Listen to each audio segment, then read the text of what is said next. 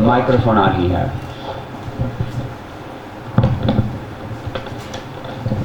Hare Krishna. When we say that we can't change our sanskaras, it will open up a Pandora's box. Like, if we can't change the sanskaras, so what's the use of even trying? Yeah, no, I say you can't change your samskaras. Krishna can change anything. This is the point. The karma process is based on your personal effort.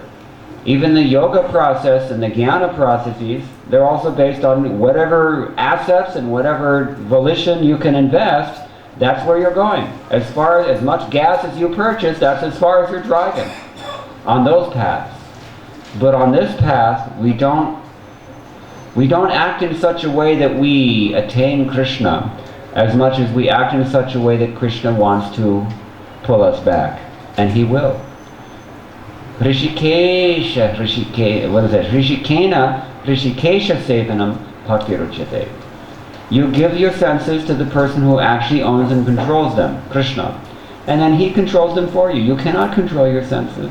You cannot overcome your samskars, but daivihyesha gunamayi mama maya duratyaya. We've already been discussing this. Although this maya is insurmountable, Firthi, he says, what is the next part? Just now I've lost it. Mama maya duratyaya. Mameva ye pravatyate maya metam taranti. Or even better yet, in chapter 18, a beautiful verse, he says, Mat chitta sarva durgani mat prasada tirishasi. All difficulties, by my grace, you will overcome. But if you don't hear me, if you act independently out of false ego, then anshasi, you're finished. So no, we cannot change anything. Especially we cannot change our samskar, but Krishna can do this. But you have to, he's got a built-in, what do I want to say, there's a loophole in his own interest. It all works on his terms. And if you put yourself out for Krishna, then he comes closer and closer, commensurately. It's like there's this nice verse in Padjavali by Rupa Goswami, he says, to the degree that you ardently pray for Krishna to accept your offering when you're making bhog samarpan, to that degree Krishna's own hunger commensurately increases.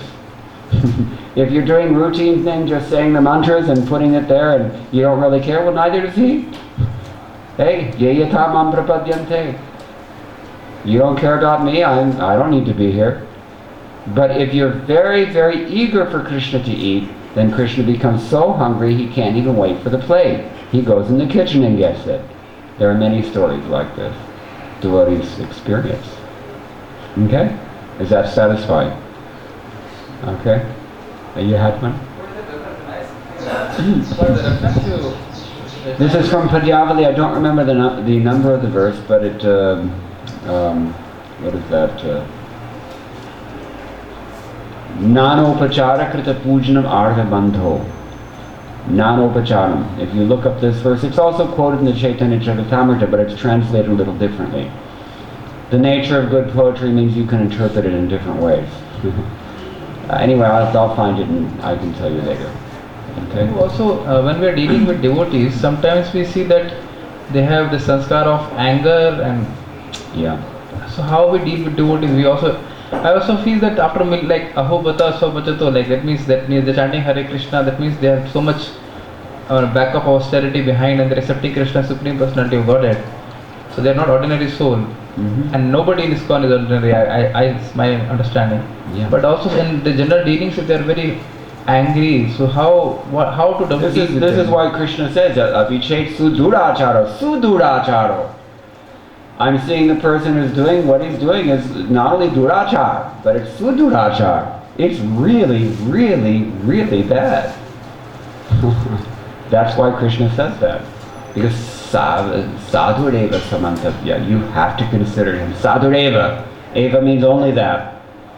You have to consider him like that. Because he has this faith and because he's applying himself to whatever extent he is. And that we don't know, because we can't tell. Right?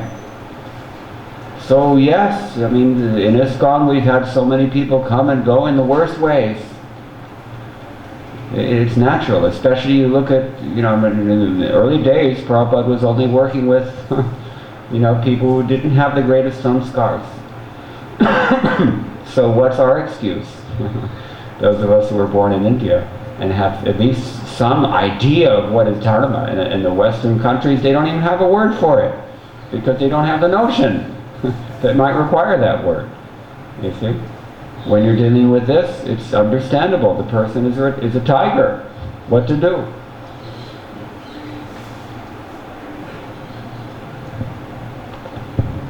It takes some time. And this is also humbling for us, because sometimes we think, yes, I'm Krishna conscious, I know, especially in the beginning. The beginning, it's called sophomoric when you go to college.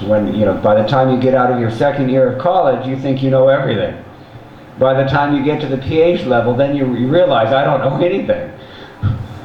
You see? At least that's supposed to be the case. Education is meant for the formation of character only. It usually fails to achieve that, unfortunately, in the modern realm, because it's motivated by the most base things, such as raga and dvesha. But a truly educated person, he can see with a broad mind, and he appreciates. And he knows the limits of what I know and what I don't know. We cannot see into another person's heart. Okay, I think I have to go now, unless there's anything else. It doesn't seem like it. So thank you very much. All glory to Srila Prabhupada.